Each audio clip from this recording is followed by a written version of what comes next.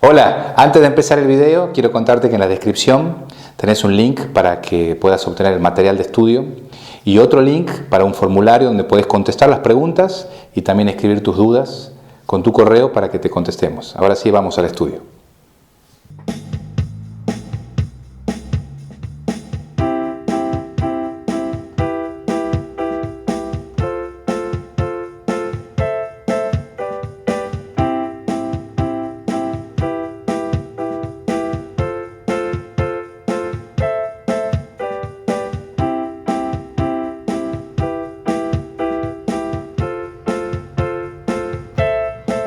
Bueno, empezamos entonces la lección número 7. Esta lección tiene muy pocos versículos, o sea, solamente es el final del capítulo 11, desde el versículo 10 hasta el 32, porque un poco el objetivo es parar aquí y hacer un repaso de los primeros 11 capítulos. El libro de Génesis está claramente dividido en dos partes, 1 al 11, que es la historia primitiva, y 12 al 50, que es la historia ya de los patriarcas. Entonces vamos a terminar de ver este capítulo 11 y vamos a hacer entonces un recorrido con la teología que nos enseña los primeros 11 capítulos. Aquí tenemos, dice el versículo 10 del capítulo 11, estas son las generaciones de Sem. O sea, ahí tenemos otro Toledot, ¿sí? Con los descendientes de Sem. No están todos los descendientes de Sem, es decir, solo sigue la línea de uno de los hijos de Sem, que es Arfaxad, como está ahí en el versículo 11. Dice claramente que Sem tuvo hijos e hijas, o sea que no fue solo el único hijo Arfaxad, pero hay una intencionalidad acá de por qué cuenta en esta genealogía de él. ¿Por qué?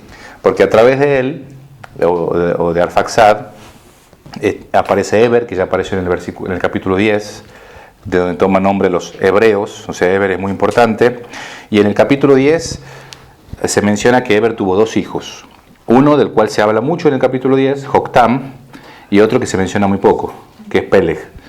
Aquí, al revés, ya acá se dedica a hablar de Peleg, porque Peleg justamente es el ancestro de Abraham. Lo único que se decía en el 10:25 es que en los días de Peleg fue repartida la tierra, así que nos da una idea que era Babel, ¿sí? en ese momento, y acá ya en Peleg se ve toda su descendencia. Por ejemplo, tenemos ahí, versículo 17, vivió Eber después que engendró a Peleg 430 años y engendró hijos e hijas. Peleg vivió 30 años y engendró a Reu. Y después vivió Peleg 209 años. Entonces hay un detalle muy interesante y es que se empiezan a cortar la vida de los hombres. Empiezan a tener hijos más jóvenes, pero también empiezan a morirse mucho más jóvenes. O sea, el diluvio afectó a la creación de tal manera que la vida humana se fue reduciendo, tal como lo había dicho Dios en Génesis 6. Entonces, ya tenemos 950 de Noé, pero después ya su descendiente 400 y va bajando. Después ya no superan los 200 años, salvo el papá de Abraham, Taré, que vivió un poquito más de 200. Entonces, vemos ahí cómo se va reduciendo la vida del hombre y nos trae hasta nuestros días. Y esto también es uno de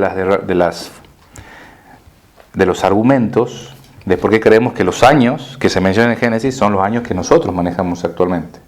Porque deliberadamente aquí el autor va mostrando cómo la vida se va cortando desde esos 900 que vivían en promedio a 120, 100, mucho más después 80 en la época de Moisés.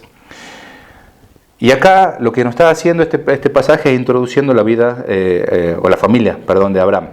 Tenemos ahí al papá, a Taré, que dice muy poco a la Biblia, pero lo que tenemos es que era de Ur de los Caldeos, su papá, que su papá tenía 3 hijos, Abraham era uno, tenía Nacor también y Aram, en el 26 y el 27.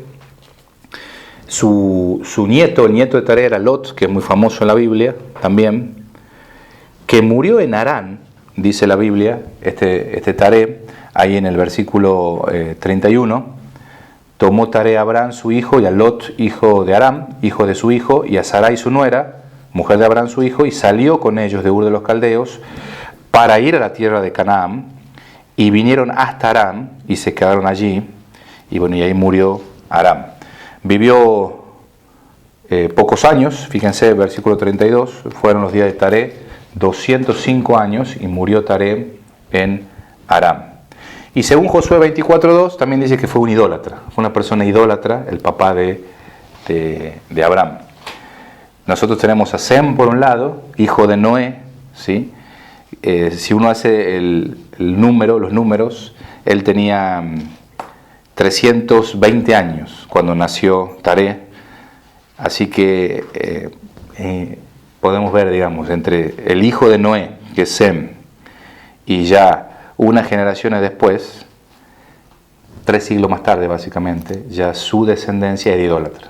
O sea, en Taré ya vemos la idolatría, todo como había penetrado en toda la creación. Y otro detalle es también que su hijo Aram murió joven, dice la Biblia.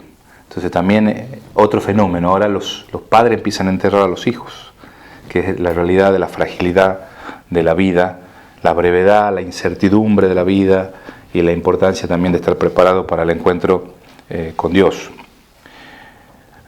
Dice la Biblia también que Taré salió para ir a Canaán. No llegó a Canaán, quedó en la mitad en Aram, al noroeste de donde salió el de Ur de los Caldeos. Algunos dicen porque quería huir de la idolatría, pero realmente el quedarse en Aram habla de que quizás no quería eso, sino simplemente está buscando una vida mejor para ellos, y de hecho la arqueología muestra que había ahí un camino, sí, migratorio muy importante hacia Canaán. Diferente a Abraham, ¿no? Abraham no dice aquí, pero sí va a decir más adelante, y lo vamos a ver, que él sí recibió un llamado de Dios para salir, no así su papá Taré. Así que ahí tenemos la historia que nos está preparando para la introducción de este personaje que cambia realmente la historia de la humanidad, que es Abraham, y hacia ahí vamos, ¿sí? Pero ahí paramos ahora y vamos a ver entonces un poco la teología, ¿sí? La teología de Génesis capítulo 1 al 11, porque hasta aquí hemos visto temas que se repiten una y otra vez. ¿Cuáles son? Bueno, hay por lo menos 4 temas que son claves cuando uno observa la historia primitiva, que intencionalmente el autor está tratando de enseñarnos a nosotros o de dejarnos en claro estos 4 puntos. Por eso es que ahora lo queremos poner en orden. Una vez que ya hemos terminado de repasar todo, vamos a ver estos 4 puntos o teológicos principales, 4 temas teológicos principales que se encuentran aquí.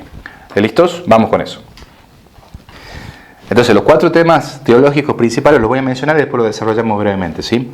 El primero, y es muy importante, Dios es el creador. Ese es el primer tema teológico importante de Génesis. El segundo tema es la gravedad del pecado.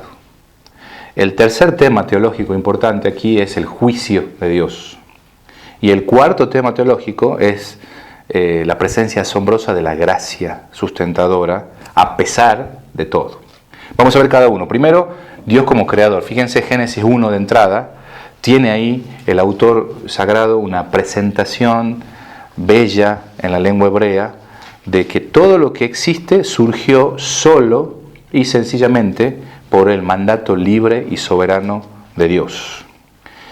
Y esa declaración, en el principio creó Dios los cielos y la tierra, confronta toda la realidad de las cosmovisiones actuales en ese momento, donde justamente el hombre antiguo personificaba la naturaleza, la divinizaba, y acá dice, no, esto no es así. Hay un Dios creador que es diferente a su creación y que con su palabra creó todo. Entonces, la naturaleza aparece en esta perspectiva en respuesta al mandamiento del creador de Dios, que es independiente de la creación y que obviamente tiene primacía sobre ella, está por encima. El sol, la luna, las estrellas, los planetas, que eran considerados por las personas de su época como deidades individuales que regían los destinos humanos, de ahí viene el horóscopo y toda esta elaboración que todavía nos llega hasta el día de hoy, para el autor simplemente son obra de la creación de Dios. Ni siquiera le pone nombre. Son meramente lumbreras para alumbrar la tierra, el mar y la tierra también, que eran primitivas deidades también madres, que procrean a otras, y todavía lo vemos en algunas religiones animistas. Simplemente es una realidad natural que Dios crea. Por eso es que lo que está haciendo acá en Génesis 1.1 es quitar la espiritualización del cosmos, porque esa deificación llevaba justamente al politeísmo en las otras religiones. Luego utiliza una palabra muy interesante, que es la palabra que nosotros traducimos como creó, bará, en el hebreo, que solo se aplica a Dios en el Antiguo Testamento. Nunca aparece con referencia al material del cual se crea el objeto. Por eso es que no puede traducirse esa palabra como fabricar o construir, que son cosas que sí podemos hacer nosotros, sino bará solo es crear de la nada, que hace Dios. Solo Dios crea, así como solo Dios salva. Por otro lado, en el capítulo 1, una de las cosas que debemos destacar teológicamente es la afirmación de la bondad del mundo creado por Dios. Es muy fácil perder esto de vista en la actualidad, debido al mundo que nos rodea, pero según Génesis 1, el mundo que Dios creó era bueno, en gran manera. Cada vez que hay una creación en cada día, se afirma que lo que Dios creó era bueno, en gran manera. Es decir, la mano de Dios no le impuso ningún mal a la creación. Tiene un valor esencial y es debido exclusivamente a que Dios lo creó así, bueno. Y por último, tenemos en el capítulo 1, versículo 26 al 28, ahí la creación del hombre, donde se quiebra esa monotonía de dijo Dios, fue y fue tal día. Se quiebra esa monotonía y de repente hay un diálogo ahí y hay una expresión muy interesante donde dice hagamos al hombre, ¿sí? Hay un diálogo ahí, una decisión divina, y dice que creó Dios al hombre a su imagen, a imagen de Dios lo creó, varón y hembra lo creó, el versículo 27. Y ahí hay 3 veces la palabra vará, la palabra crear, 3 veces aparece en ese versículo. Creó Dios al hombre a su imagen, a imagen de Dios lo creó, varón y hembra lo creó. Ese contraste literario obviamente nos indica que el autor está llegando al clímax, que él quiere ir, que esto es lo más importante que quiere decir y que habla de la relación única que tiene la humanidad con su creador y que es diferente al resto de la creación. De hecho, la palabra que usa ahí es una palabra ambigua teológicamente, es imagen, semejanza. El texto hebreo no tiene la palabra y, no dice imagen y semejanza, sino es imagen y nosotros traducimos y semejanza, pero son palabras que son complementarias, es decir, la imagen y la semejanza, o la semejanza explica un poco la otra palabra que aparece en el texto hebreo. Entonces, es como que la segunda define más explícitamente la primera, y juntas significan conforme a una representación similar pero no idéntica. Eso sería la idea. Por eso es que hablamos mucho sobre la imagen de Dios y lo que significa, porque deliberadamente hay una ambigüedad ahí, porque por un lado quiere señalar el autor que el hombre es diferente, el ser humano, al resto de la creación, pero por otro lado quiere dejar bien claro que no es Dios, que eso es, digamos, justamente la tendencia tan común en muchas religiones que no son, digamos, ni la judía ni la cristiana, donde quieren deificar al ser humano. Bueno, aquí queda claro que el hombre no es Dios, pero que tampoco es igual al resto de la creación. Entonces, después tenemos el capítulo 2, sigue hablando de creación, solamente que hay una diferencia porque hay un cambio de estilo muy notable. Cambia de este relato a un cuadro, empieza a pintar un cuadro con bellas imágenes, símbolos, habla de que, obviamente, cómo crea el hombre del polvo.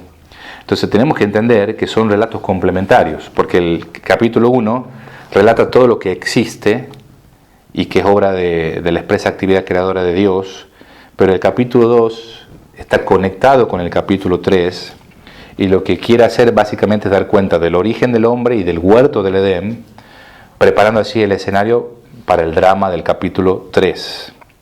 Entonces hay diferencia de género literario y por eso es que son miradas tan diferentes de Génesis 1, de Génesis 2 y 3. De hecho, Génesis 2 y 3 se tiene un relato muy antropomórfico, muy gráfico, porque Dios es como el alfarero que forma del polvo al hombre y sopla en su nariz aliento de vida, y entonces lo convierte en un ser viviente.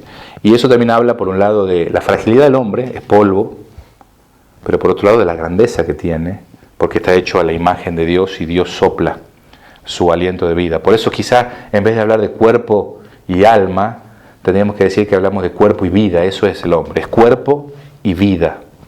Esa es la naturaleza doble del hombre. Es de la tierra, o sea, es terrenal, pero también está dotado de ese principio de vida que viene de Dios. Y eso lo hace diferente al resto de la creación. Así que el hombre está caracterizado como el objeto de la atención especial y esmerada de Dios. De hecho, se presenta a Dios como muy cercano a la humanidad, ¿sí? Como muy personal, como muy inmediato a Él. Después la creación de la mujer, en Génesis 2, 18 al 25, también tenemos ahí otra vez Dios creando a la mujer, y hay varios principios teológicos muy importantes. El hecho de esa afirmación en el versículo 18, no es bueno que el hombre esté solo, nos habla de que la verdadera vida humana es la vida compartida. El ser humano es un ser de naturaleza social. Y obviamente lo vemos en la respuesta de Adán, cómo él celebra esta creación de su ayuda idónea, como se presenta ahí, o complemento, similar a él, pero diferente, adecuada para él, y Dios literalmente dice que construye a esa mujer del cuerpo mismo del hombre y se la presenta. El versículo 23 tiene una expresión de júbilo de Adán, ¿sí? Y dice, esto es esencia de mi esencia. Entonces el hombre reconoce la profunda adecuación que tienen los dos. De hecho, en el término hombre-mujer, en el hebreo está eso, porque uno es ish y el otro es isha. Entonces, en ese juego de palabras, esa asonancia habla de que son un complemento. Y finalmente el versículo 24 presenta, ¿no?, cómo es los lazos íntimos que tiene el hombre con la mujer, y de ahí la razón de por qué cortamos los lazos íntimos con nuestros padres para unirnos a nuestras mujeres, como fue en el origen. Así que ahí tenemos el retrato o el cuadro, ¿no?, de cómo la creación es tan importante, tan buena, y el énfasis siempre está puesto en la bondad y la armonía del mundo creado. Pero esa es una de las verdades. Ahora vamos a ver la otra verdad teológica. Bueno, el segundo tema teológico, claro, que está ahí en Génesis, es el problema del pecado. ¿Cuál es el mal? ¿O qué es lo que está mal, digamos, en la creación? Génesis 1 vio Dios que todo era bueno, eso dice claramente, pero eso nos prepara el terreno para Génesis 2 y 3, que en contraste con el capítulo 1, de por qué existe el mundo, ya los capítulos 2 y 3 tratan el tema de por qué existe así, en el estado que nosotros conocemos, ese estado ruinoso que está sujeto a males físicos y morales. Entonces, la corrupción es un hecho que la experiencia revela al hombre de una forma brutal a medida que maduramos en la vida. Enfrentamos la vida por nosotros mismos, luchamos con el mal de las catástrofes naturales, la inhumanidad misma del hombre para con el hombre, la tendencia a la propia doblez de corazón y el fantasma final que es la muerte. ¿De dónde sale todo eso? Si Génesis 1 dice que todo era bueno. Bueno, Génesis 3 principalmente explica.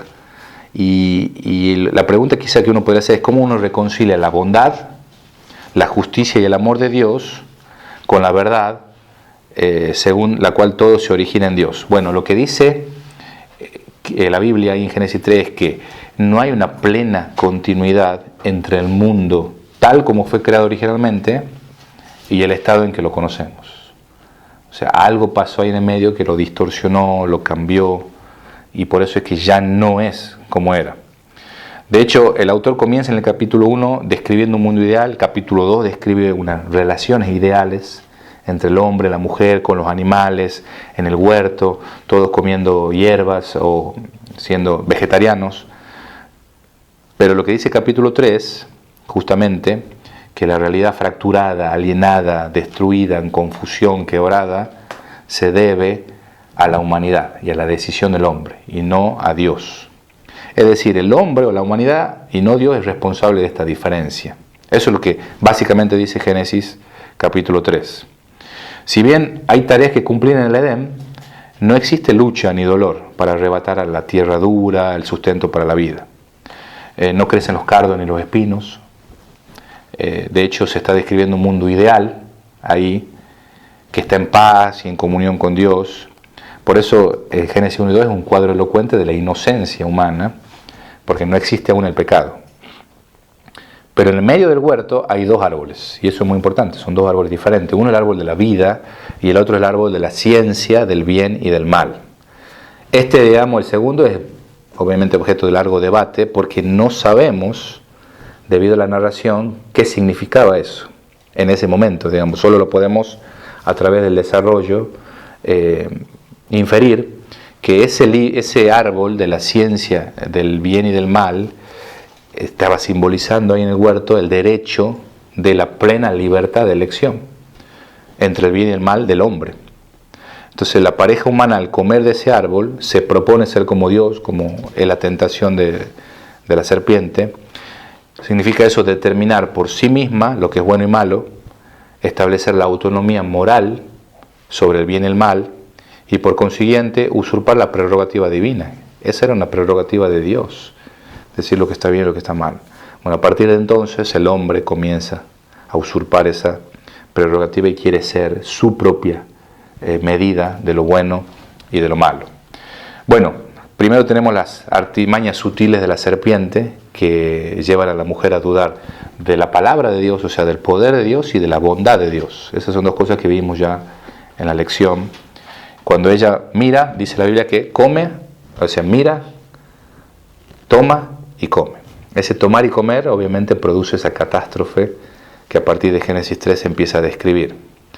Por eso hay un simbolismo muy poderoso ahí en el tomar y comer de la cena del Señor, porque lo que hace Dios es probar la pobreza a través de la encarnación de Jesús y la muerte también, para que el tomar y comer deje de ser algo destructivo y pase a ser algo salvífico en nuestra vida. Bueno, describe Génesis 3 las consecuencias del pecado. En vez de armonía ya hay vergüenza, hay desnudez, hay huida de la presencia de Dios por miedo. Ya el nuevo compañerismo no une, sino que divide.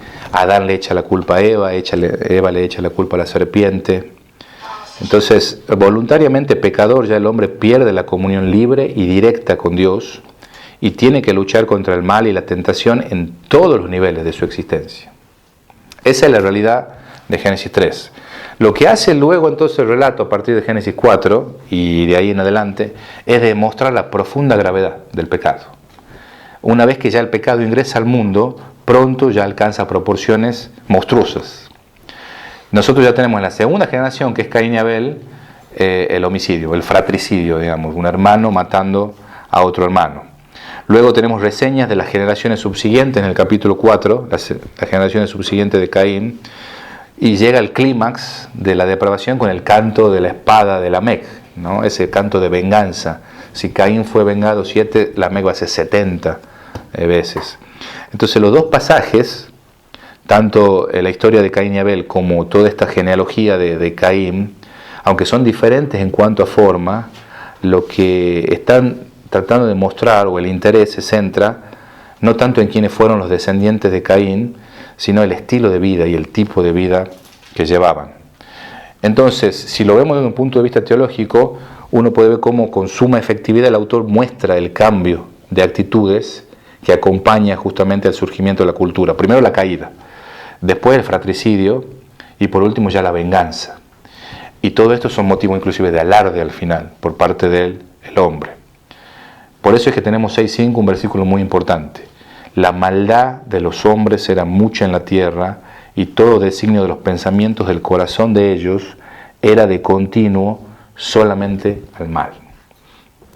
La misma verdad es la que apunta el capítulo 6, versículo 1 al 4, donde las hijas de Dios, los hijos de Dios, se unen con la hija de los hombres. Ya hemos hablado también en su momento de esto, pero otra vez lo que se ve aquí es que los límites de Dios se vuelven a transgredir, aún los decretos que separan el mundo divino del mundo humano son violados acá, son transgredidos por el pecado, de modo que en ese momento ya se hallan en libertad poderes demoníacos que el hombre no puede controlar. Entonces se ha alcanzado un nuevo nivel en la expansión generalizada del mal. Ahí estamos cuando Dios decide intervenir con el diluvio. Entonces, el texto, capítulo 6, 5 al 8, presenta directamente la historia del diluvio en un pasaje que es muy distinto al anterior, a la historia de los hijos de Dios con las hijas de las mujeres, en cuanto a estilo, ¿sí? Porque el autor aquí lo que está tratando de hacer es presentar el juicio teológico de parte de Dios sobre la triste y sórdida historia de la humanidad y del pecado que ya viene describiendo. Entonces, ahí tenemos el otro tema teológico principal, ¿no? El pecado es un problema radical. Es un problema que, por un lado, rápidamente crece, se hace de de proporciones astronómicas y requieren la intervención divina, o Dios interviene, o sea, no le es para Dios algo sin importancia esto que está pasando. Por eso es tan grave y atroz el pecado que Dios no tiene otra alternativa que destruir a sus criaturas y comenzar de nuevo, a partir de Noé. Bueno, el último relato del prólogo primitivo es la historia de Babel, donde también hay un juicio ahí, pero ya no es al hombre, sino inclusive ya a la sociedad. Es decir, que el pecado no solamente afecta al individuo, sino también a las estructuras sociales del hombre. O sea, lo que mueve a la humanidad es la codicia de la fama, el poder. Hagámonos un nombre por si fuéramos esparcidos sobre la faz de la tierra. Entonces Dios reconoce la tendencia al mal en esta empresa ya colectiva, y entonces la humanidad está en rebelión contra Dios aquí. Es la sociedad humana. Entonces el tema fundamental de Génesis 1 a 11, dijimos, es la gravedad radical del pecado, que desde el comienzo de la rebelión de la humanidad ha distorsionado y manchado la buena obra de Dios. Y este es el tercer gran tema teológico que entramos ahora, ¿sí? El tercer tema teológico es el juicio de Dios sobre el pecado humano. Porque en cada uno de estos relatos nosotros vemos que la respuesta al pecado del hombre es juicio de Dios. Por ejemplo, nosotros comenzamos con Génesis capítulo 3, donde vemos que Dios primero juzga a la serpiente, pero después juzga a la mujer y también al hombre. Entonces, en cada juicio se traduce en el estado en que va a tener que vivir, ¿sí?, en medio de la condición pecaminosa, la humanidad y caída que caracteriza a este mundo. Bueno, la serpiente la convierte en un reptil despreciable que resulta repulsivo y espantoso para el hombre. Pero en el versículo 15 es muy interesante porque hay una enemistad ahí, no solo entre la mujer y la serpiente, sino entre la descendencia, ¿sí?, de la mujer, la humanidad, y la descendencia de la serpiente. O sea que eso nos lleva a un punto más profundo que el animal en sí, y habla de una lucha inexorable y mortal entre la humanidad y las fuerzas del mal en el mundo, que eso sí constituye esa lucha presente hasta el día de hoy. Entonces, el autor señala ahí en Génesis 3 que los descendientes de la mujer van a luchar sin cesar contra el poder esclavizante del mal, que está simbolizado ahí por la serpiente. Por supuesto que insinúa que va a haber una victoria del hombre, y aunque ahí no es expresamente la idea de que va a ser una persona, el hecho de que aparezca él te herirá en la cabeza, los cristianos lo hemos interpretado con razón, de que esa esperanza se cumple con la victoria de Cristo sobre el pecado y la muerte. Ahora, una de las cosas importantes que vimos en su momento es que la maldición no cae sobre la humanidad en ese momento. No son malditos Adán y Eva, es la serpiente sí maldita. Después sí Caín, su juicio es mucho más grave. El juicio recae sobre el hombre y la mujer en el sentido de que hay un estado en el que tienen que vivir, que es un estado pecaminoso. Y ahí está la teología, por un lado de la grandeza del hombre, porque está hecho a la imagen de Dios, pero por otro lado la perversidad que tiene el hombre, porque es un ser humano caído que tiene que vivir como ser humano caído en un mundo que está caído.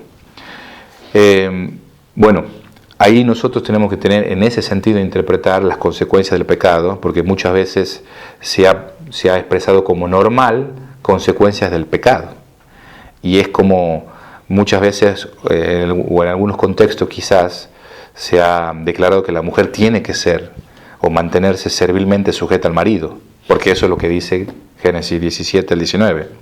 Pero eso sería como afirmar que el hombre también tenemos que deshacernos de todo tractor, de todo aparato de aire acondicionado, tenemos que caber en la tierra y sudar, ¿verdad?, mares, porque eso también es la consecuencia del pecado.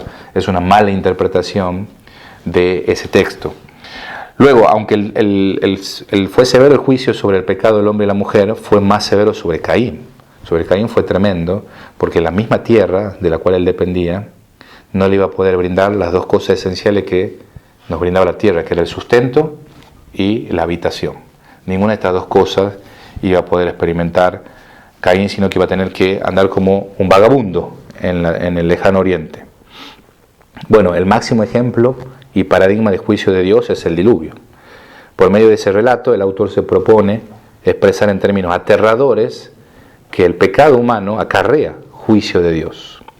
Nosotros muchas veces lo tenemos como suavizado esto, porque la historia del diluvio la contamos a los niños y parece una historia a veces hasta simpática, ¿no? Noé entrando con los animalitos, saltando ahí en el arca y salvándose, mientras el resto de la humanidad se muere. Pero nunca nos identificamos con el resto de la humanidad, siempre pensamos que somos Noé que entramos al diluvio. Pero realmente la historia es muy fuerte, muy tremenda, porque son las fuerzas de la naturaleza, que ese aspecto, digamos, tan profundamente arraigado en la vida y la experiencia de ellos, que están contra el hombre. Entonces el imponente terror, poder de la tormenta y el cataclismo destructor del diluvio cobran esas proporciones indecibles en el diluvio y es la expresión del juicio de Dios. Entonces ese es el marco adecuado para el terrible juicio que sobreviene sobre la humanidad, como dice 6.5, porque todo designio de los pensamientos del corazón de ellos era de continuo solamente hacia el mal. Bueno, el juicio de Dios en Babel también es respuesta, pero ya ahora al pecado colectivo de la humanidad. Una vez más, ahí Dios hace frente a la amenaza de la tendencia al mal inherente a la vida en sociedad y dispersa a la humanidad confundiendo el idioma, dividiéndola en innumerables naciones y estados. Entonces, en el fin del prólogo primitivo, en el capítulo 11, la humanidad se encuentra en el estado en que ha permanecido desde entonces, alienada y separada de Dios, separada entre sí, por causa del pecado, en un mundo quebrado por la enemistad y la muerte. Ese es el cuadro que nos pinta Génesis. Por eso Génesis no es ni optimista ni pesimista, es realista. Esta es la realidad en la que nosotros vivimos, donde reina el enfrentamiento de un individuo contra otro, de un grupo contra otro, de una nación contra otra. Eso es la consecuencia del pecado y el juicio de Dios. Pero hay un cuarto tema también, muy importante, y es que siempre está ahí el hilo de la gracia sustentadora de Dios. Casi asombrosamente, ¿no? Se entreteje a través de todo este prólogo primitivo, porque la gracia de Dios está auxiliando y sustentando en medio de la destrucción. Salvo el último juicio, que es de Babel, la Torre de Babel, en todos los demás se halla presente la gracia. Por ejemplo, en la historia del Edén, la pena que se le impone como por comer el fruto prohibido es la muerte, pero no ocurre en el mismo momento, sino que se posterga para más adelante.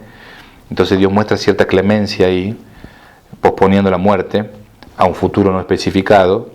Es más, Dios mismo viste a la pareja culpable en ese momento para que puedan vivir con la vergüenza que sentían. Inclusive la historia de Caín, a pesar de lo que él hace, Dios pone una señal para que nadie pueda tocar la vida de Caín, una muestra de gracia en medio del terrible juicio que Caín sufre. Bueno, la misma situación también lo vemos ahí en el diluvio, también vemos la gracia de Dios sustentadora. De hecho hay un índice paradójico, ¿no? Porque la razón por la que Dios destruye a la humanidad es porque los pensamientos del hombre eran de continuo hacia el mal. Entonces viene el juicio. Pero frente a esta realidad que Dios reconoce, dice, bueno, voy a decidir no destruirlo otra vez con un diluvio, porque sé que esto pasa, porque sé que esta es la realidad. Entonces, la misma situación que es puesta como razón para el terrible juicio de Dios, todo designio de los pensamientos del corazón de ellos era de continuo al mal, aparece como motivo de la gracia y de la providencia. No voy a destruir más con un diluvio, porque el intento del corazón del hombre es de continuo hacia el mal. Entonces, desde entonces hasta ahora, se sigue, por la providencia y la gracia de Dios, manteniendo el mundo ordenado. Sigue habiendo lluvia, sigue habiendo estaciones, seguimos viviendo en este mundo, al cual es sustentado por Dios. Y lo que falta en el relato de la gracia de Dios es el relato de Babel. ¿Qué pasa ahí? Hay un juicio, y en realidad hay una intencionalidad ahí, ¿no? Porque nos pinta un cuadro y nos deja pensando. ¿Qué va a pasar? ¿Van a quedar definitivamente interrumpidas las relaciones entre Dios y los pueblos? ¿Se ha agotado la paciencia divina? ¿Ha arrojado Dios a las naciones en su cólera para siempre? Eso es lo que nos deja picando Génesis 11. Y entonces hay un entrelazamiento magnífico entre esta historia primitiva y la historia de salvación. Porque con este marco, Dios empieza a relatar la historia de un hombre, ¿sí? Que es Abraham, a través del cual viene la salvación. Entonces, en este prólogo primitivo tenemos la historia de la redención entrelazada, ¿sí? En una situación de problema y solución, y obviamente que es de suma importancia para la comprensión de la Escritura. Acá tenemos, digamos, el eje fundamental para entender la Escritura en toda su totalidad. Esto que está aquí en Génesis 1 al 11 y 12 al 50, estas dos partes, es lo que nosotros podríamos ver en toda la Biblia a lo largo de ella. Y obviamente que esa historia redentora que va a iniciarse con Abraham no alcanza su cumplimiento hasta la consumación en el hijo de Abraham, en el descendiente de Abraham, que es Jesús, como se presenta en Mateo 1:1, cuya muerte y resurrección logra la victoria final sobre el pecado y la muerte, que tan pronto desfiguraron la buena obra de Dios. Bueno, ahí estamos entonces y podemos entrar entonces a la historia de Abraham, que va a comenzar en el capítulo 12.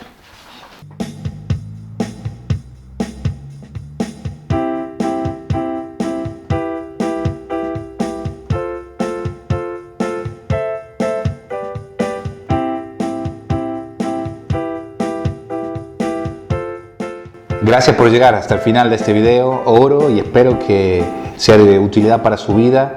Y si usted desea seguir recibiendo estos videos, por favor suscríbase al canal y active las notificaciones. Así todas las semanas les llega una lección nueva. Dios mediante, el próximo martes vamos a subir la siguiente. Muchas gracias. Dios lo bendiga. Nos encontramos en el próximo video.